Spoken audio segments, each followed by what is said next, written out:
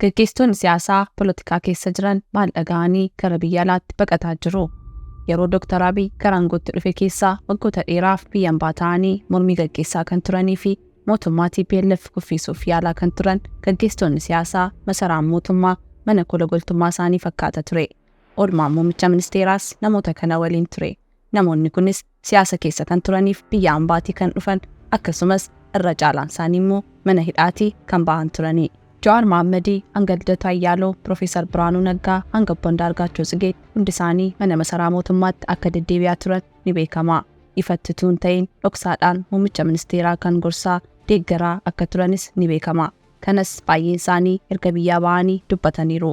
Muummichi ministeeraas yeroo mara namoota siyaasa gaggeessan kanaan yeroo hunda marfamanii jiraatu. Haa ta'uyyuu malee yeroo dhiyaasitti namootni siyaasaa kun warri masaraa mootummaa keessa yookaan kiiloo 4 irraa utuun fagaatiin jiraachaa turan kun amma kiiloo 4 miti biyyattiyyuu baqatanii gadhiisaa jiru. Siyaasa sirriitti ni hubatu kan jedhaman Obbo Lidatu Ayyaaloo baqataa sangafaa turani. Haaluma kanaan warra akka Iskindir faa bosona yeroo seenan kaan ammoo sutasitaan kiiloo 4 baqataniiru. Obbo Andaargaachoo biyyaa ba'anii ji'a tunguutiin Obbo Baqqalee Garbaas Ameerikaatti hirkattummaa gaafachuuf akka gara biyyaatti deebi'uufillee fedhii akka hin qabne ibsaniiru.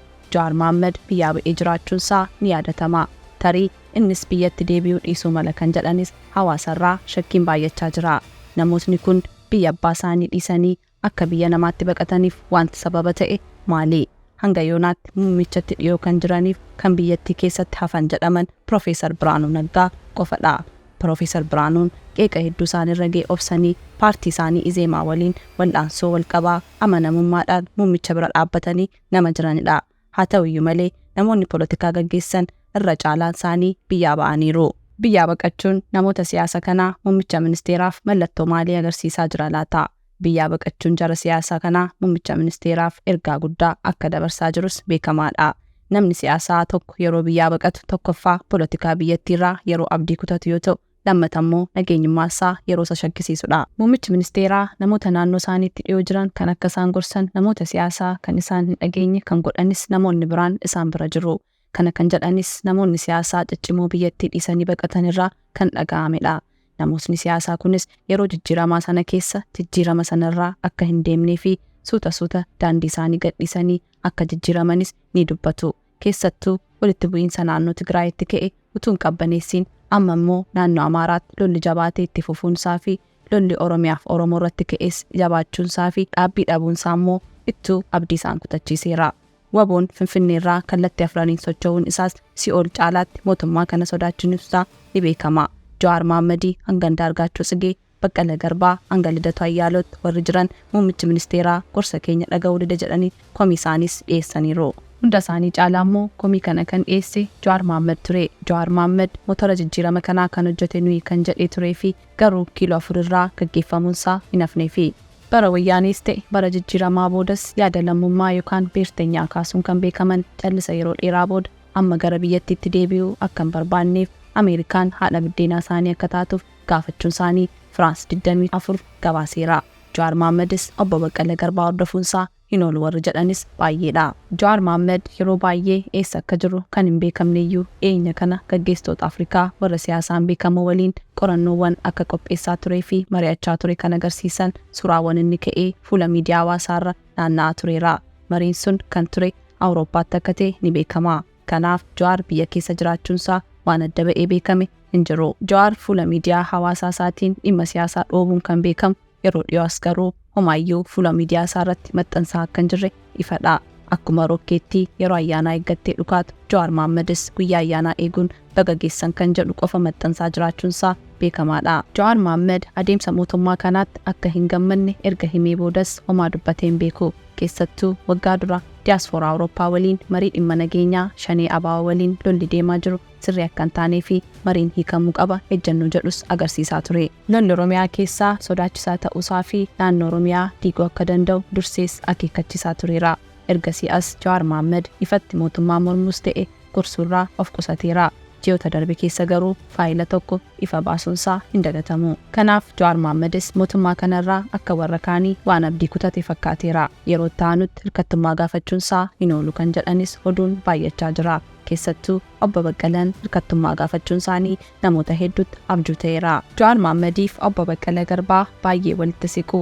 Irra caalaa immoo KFO kan gaggeessan Profeesar Mararaa Taananii Jawaariif obbo Baqqalaadha. Kanaaf Baqqalaan yeroo murtee kana murteessu Jawaar Mohammed mari'achuunsaa hin oolus jedhamee beekama. Kanaaf kun muummicha ministeeraaf ergaa guddaa dabarsa jedhamee yaadama. Yeroo jijjiiramaa sanas hirkoo isaanii jabaa kan ture obbo Lammaa Magarsaas isaan bira hin jiru. Maalirra akka jirullee wanti ifa ta'es hin beekamu. Keeka hedduu dandamatanii madaala isaanii kan eeganiif obbo Gaddoo Andaargaachoo muummichatti dhiyoo kan ta'an keessattuu paarlaamaa keessatti karaan kee hundi dogoggora kan jedhanii kan gorsaa turanii fi kun mana masaraa mootummaa keessaa akka hin dhibne obbo Gaddoon haalli kee natti hin tolle jechuun irra deddeebi'anii itti himaa turaniin amma biyya gadhiisanii ba'aniiru. Haaluma kanaan namootni ciccimoon biyyattii dhiisanii dheessuun isaanii yaaddessaadhas jedhu namootni hedduun. Ciminni mootummaa biyya bulchu tokkoo kan ittiin beekamu namoota baratanii fi namoota muuxannoo siyaasaan badhaadhe qaban yoo of cinaa qabaatedha. Kanaaf gaggeessitoonni siyaasaa biyyaa baqatan kunillee umuriidhaan muummicha ministeeraa warra dursanii fi siyaasaan kan isa caalanidha. Baay'een isaanii muuxannoo siyaasaa fi ejjennoo siyaasaa isaaniin mana hidhaa keessatti jireenya isaanii kan dabarsanidha. Namootni kun siyaasa Itoophiyaa warra bareechanii beekanii fi ittiin guddatan turanidha. Walumaa galatti namoonni kun utuu naannoo muummicha ministeeraa kana jiraatanii miidhaa isaaniirra bu'aa isaaniitu caala ture. Haa ta'uyyuu malee baay'een isaanii kiiloo 4 dhiisanii baqataniiru. Erga baqatanii boodas iccitii ni baasu. Waan keessoo mootummaallee hedduu yaasu. Masaraa mootummaa keessatti maaltu akka ta'aa turee fi maaltu akka ta'aa jirus ni dubbatu. Waan arganillee miidiyaatti ba'anii ni haasa'u. Kanaaf mootummaan baqannaa namoota siyaasa kanaan kara lamaan miidhama. Tokkoffaa namoonni poolitikaa kun mootummaaf gorsa kennuun haalicha akka tasgabbaa'u gochuutu danda'anii tajaajila isaanii ni dhaabu. Iccitii fuudhanis ni ba'u. Namoota siyaasaa kanas namoota hedduutu hordofaa. Yeroo ba'anis yeroo galanis deeggartoota isaanii waliin socho'u. Mootummaa jala yeroo turanis deeggartoonni isaanii isaan waliin turu. Yeroo ba'anis akkasuma fuudhanii ba'u. Kara biraa immoo mootummaa iccitiisaa ni baasu ni mormus. Yaanni namoota siyaasaa kun gargar ta'uunsaa immoo irra caalaa hawaasa ajab jechisiiseera. Obbo Baqqalaan Oromummaa yeroo leellisu Lidatuuf Andaargaachoon immoo leellistoota poolitikaa Itoophiyaati. Masaraan mootummaa yaada jara kana lamaaniif hin mijanneef. Baqannaa namoota siyaasaa kana malees bara darbe keessa gaazexeessitoonni hedduun biyyaa dhiisanii baqataniiru. Gaazexeessonni kun sababni baqaa isaaniis hidhaa sodaachuunidha. Kunis mootummaaf ergaa guddaadha. Keessattuu walitti bu'iinsa naannoo Amaaraatti ka'ee biyya isaanii abdii kutachiiseera. Baay'eenis walitti bu'iinsi kun salphaatti ni dhaabata hin fakkaatu jedhanii yaadu. Kunis abdii kutannaa hedduu biyyattiitti uumeera. Kanaafuu biyyattiin walitti bu'iinsaan marfamuun ishee baay'ee akka abdii kutataniif biyya abbaa isaanii sababa malee ba'anis ta'eera. Gaaffiin namoota siyaasaaf uummata Itoophiyaa nagaa buusuudha. Garuu biyyattii keessatti naannoowwan gurguddoo lama lola keessa jiru. Keessattuu naannoon Amaaraa magaalaa gurguddaa lamaan lola cimaa keessa jirti. Oromiyaa keessas kallattii hundaan walitti bu'iinsa keessa jiru. Naannoon Kibbaas gaaffii naannoo kan hin dhumne waliin wal qabatee lolaaf mormii ammallee kan hin dhaabbannedha. Akka waliigalaatti bara 2016 keessa walitti bu'iinsi kun cimee itti fufama yaaddoon jedhus ni jira. Itoophiyaa keessa rakkoo hedduutu jira. Inni guddaan garuu nagaa dhabuu biyyattiiti. Nagaan buunaan rakkoon biyyattii harki muraasni ni hiikama jedhamee yaadama. Oromiyaa bilisoomte arguun hawwii keenyadha. Nagaan tura.